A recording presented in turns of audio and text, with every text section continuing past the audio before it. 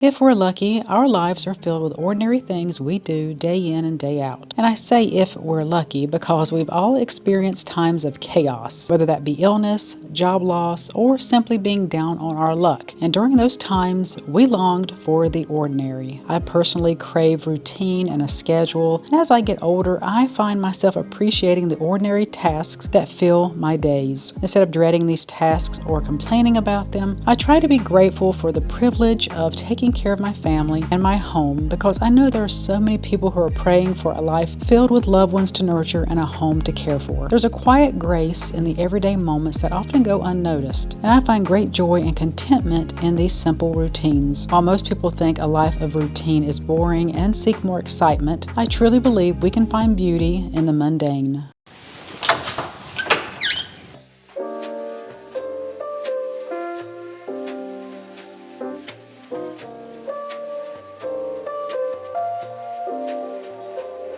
This year, I have been on a journey to declutter and remove anything from my home that doesn't bring me joy. It's been a slow process, taking months to make progress, and I know I still have a long road ahead before my home feels truly in order. To keep from getting overwhelmed, I focus on one room, space, or small area at a time. It reminds me of the old saying, "How do you eat an elephant?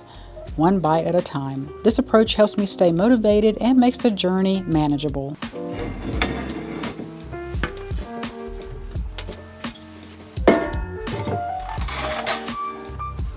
I use this coat closet to store all of my entertaining pieces: dishes, chargers, buffet items, and holiday table settings.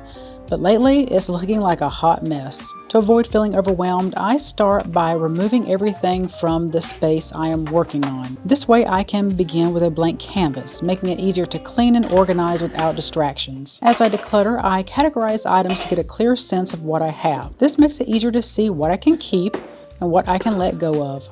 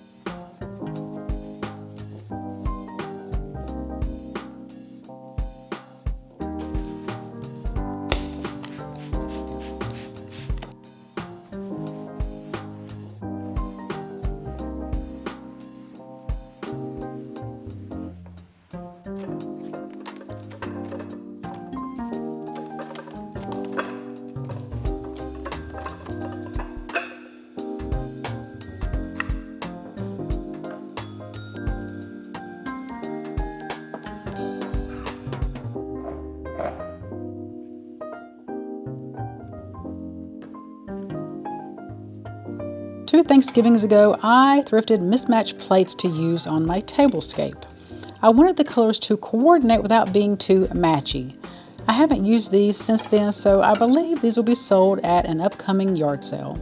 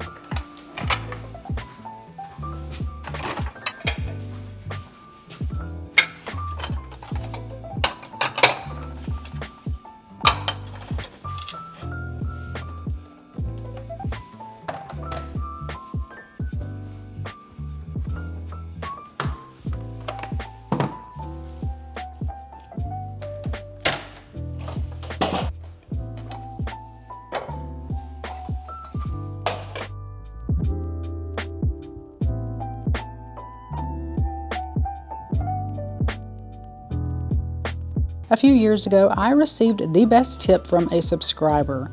I mentioned I was looking for chargers for my Thanksgiving tablescape, and she suggested using thrifted silver platters. In my thrift stores, I can usually find these anywhere between $1 to $5, and they provide a timeless look for any table setting.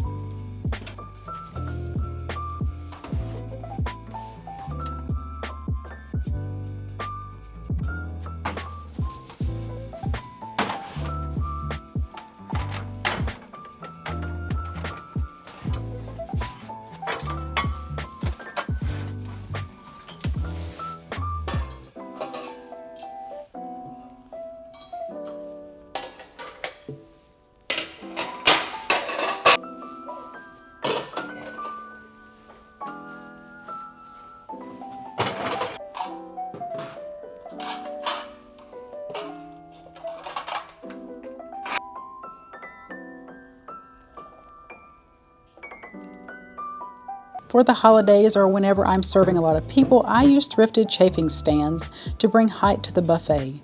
These are so plentiful in the thrift stores and relatively cheap. You can place platters or plates on them, and I use museum putty to secure them to the stands.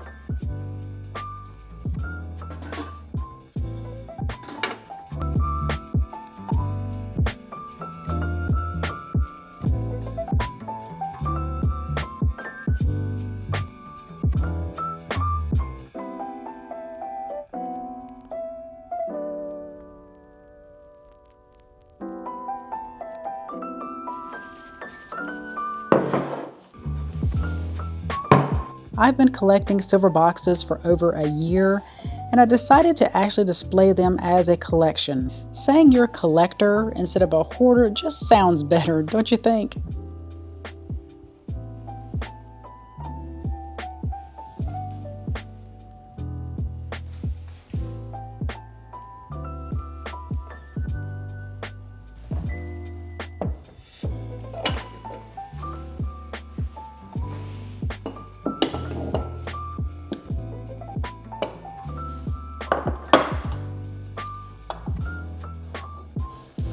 I found this carved box at the antique store maybe 5 years ago, and I still love it. It houses matches, incense, and candle accessories. It smells just like incense, and my favorite incense to burn are dragon's blood and Nag Champa.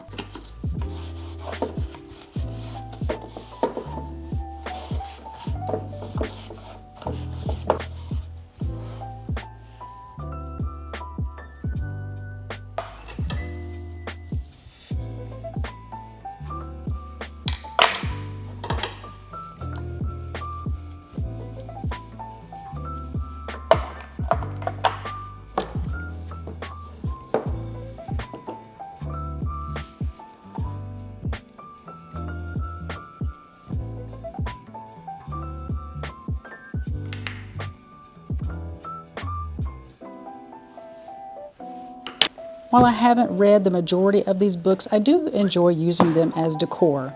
Some have questioned why I have books if I don't read them, asking what's the point? But for me, whether I buy books secondhand to read them or to use them as decor, I feel like I'm saving them from being tossed into the landfill. And the ones I do have bring me joy even if I never read them.